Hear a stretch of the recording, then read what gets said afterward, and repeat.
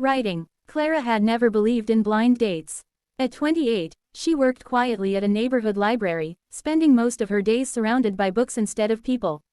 While her friends were getting married, posting romantic photos online, and planning families, Clara had grown tired of disappointment. Too many times she had met men who seemed interested only in appearances. Some wanted someone glamorous, others cared about status and money. Very few cared about the person underneath. One Friday afternoon, her best friend Sophia burst into the library with excitement shining in her eyes. "I found someone for you." Clara immediately shook her head. "No, you haven't even heard his name." "I don't need to." Sophia laughed and sat across from her. "His name is Daniel. He's smart, kind, successful, and single. That description fits half the terrible dates I've already had." "Just one dinner," Sophia pleaded. "If it goes badly, I'll never ask again." Clara finally sighed. "Fine, one dinner." That evening, however, an unusual idea entered her mind. She remembered how often people judged others within seconds. Attractive clothes, expensive accessories, perfect makeup, those things seemed to matter more than character. If she was going to meet someone new, she wanted to know whether he could see beyond appearances. On Saturday afternoon, she opened her closet and deliberately chose the least flattering outfit she owned. She wore an oversized sweater, loose pants, old sneakers, and a pair of large glasses she had bought years ago as part of a costume. She tied her hair into a messy bun and skipped makeup completely. Looking into the mirror, she barely recognized herself. "Perfect," she whispered. Meanwhile, across the city, Daniel was preparing for the same date. Very few people knew the real Daniel. Most people saw the billionaire entrepreneur whose technology company had transformed industries and generated millions every month. Newspapers praised him, investors admired him, strangers envied him, but Daniel knew another reality. Many people treated him differently the moment they learned about his wealth. Some became overly impressed, others became dishonest, a few even pretended to love him. After several painful experiences, Daniel had started hiding his fortune whenever possible. For the date, he left his luxury watch at home, wore simple jeans and a plain shirt, and drove an old car he kept for private occasions. "I just want someone to see me," he said quietly as he left his apartment. The restaurant Sophia had chosen was small and cozy. When Daniel arrived, he looked around until he noticed a woman sitting alone by the window. She certainly didn't look like someone trying to impress anyone. For a moment, he wondered if he had the wrong person. Then she smiled. "Daniel." He smiled back. "Clara." They shook hands and sat down. The first few minutes felt awkward, but gradually the conversation became easier. They discussed favorite books, childhood memories, travel dreams, funny mistakes they had made. Hours seemed to disappear. Daniel found himself laughing more than he had in months. Clara noticed something unusual too. Daniel listened, really listened. Most people waited for their turn to speak. Daniel seemed genuinely interested in every answer she gave. When dinner ended, neither wanted to leave. Outside the restaurant, they stood beneath the soft glow of streetlights. "I had a great time," Daniel said. Clara smiled. "Me too. Would you like to do this again?" "Yes." His heart immediately felt lighter. For the first time in years, he looked forward to tomorrow. Over the next several weeks, they spent more and more time together. They walked through parks, visited bookstores, shared coffee on rainy afternoons, watched sunsets beside the river. Every meeting deepened their connection. Daniel admired Clara's kindness. She volunteered at shelters, helped elderly neighbors, and treated everyone with respect. Clara admired Daniel's humility. Despite his intelligence, he never bragged. Despite his success, he remained grounded. Neither of them realized how much they were already falling in love. One afternoon, Clara was leaving work when she noticed a large crowd gathered around a giant office building downtown. Television cameras stood outside. Journalists rushed toward the entrance. A massive digital screen displayed the image of a man. Clara stopped walking. Her heart nearly skipped a beat. The face on the screen was Daniel. Confused, she stepped closer.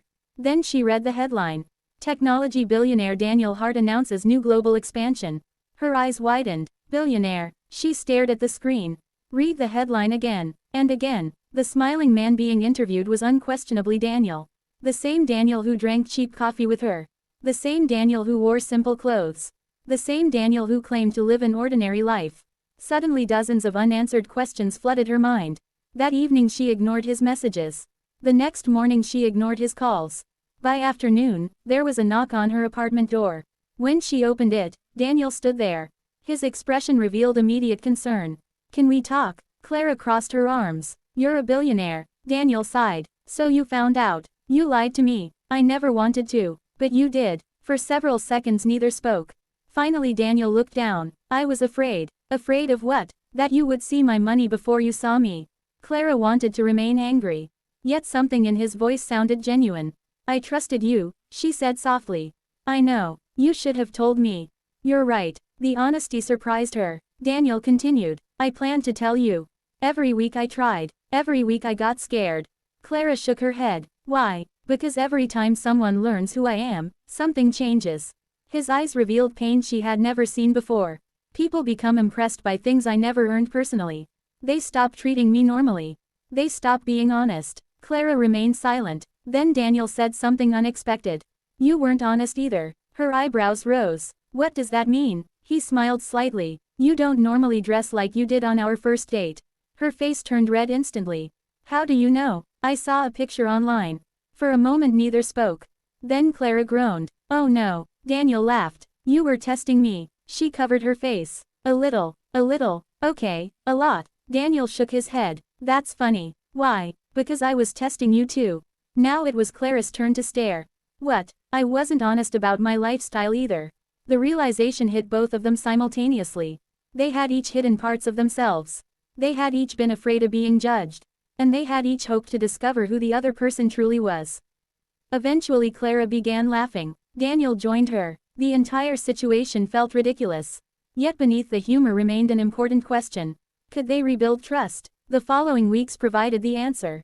Daniel didn't try to win her back with expensive gifts. He didn't buy jewelry. He didn't arrange luxury vacations. Instead, he showed up. When Clara's mother became ill, Daniel sat beside hospital beds. When Clara felt overwhelmed, Daniel listened. When she needed support, he was there. Again and again, not because he was wealthy. Because he cared. Slowly, Clara began seeing the complete picture. The billionaire she had seen on television was real. But so was the kind man who carried groceries for elderly strangers. So was the patient listener. So was the friend who remembered small details and showed genuine compassion. One evening they walked along the river as golden sunlight reflected across the water. The city skyline glowed behind them. Daniel suddenly stopped walking. "Do you remember our first date?" Clara smiled. "How could I forget? I fell in love with you that night." She looked at him with surprise. "That quickly?" "Yes." "Why?" Daniel took her hand. "Because you seemed completely uninterested in appearances." She laughed. "That's ironic." "A little, considering I was pretending. You were still yourself." Clara looked down at their joined hands. "And you? What about me? When did you fall in love?" Daniel smiled. "Every day afterward." A comfortable silence settled between them. Then Daniel reached into his pocket. Clara immediately noticed the small velvet box. Her heartbeat accelerated. "Daniel." He opened the box. Inside rested a beautiful ring. Not enormous. Not flashy. Simply elegant. "Before I met you," he said softly, "I thought finding genuine love might be impossible." Clara felt tears forming. "You changed that." Daniel stepped closer. "You saw me before you knew about my money. And you saw me when I looked ridiculous. I thought you looked wonderful." She laughed through her tears. "You're lying." "Maybe a little." Now they were both laughing. Then his expression grew serious once more.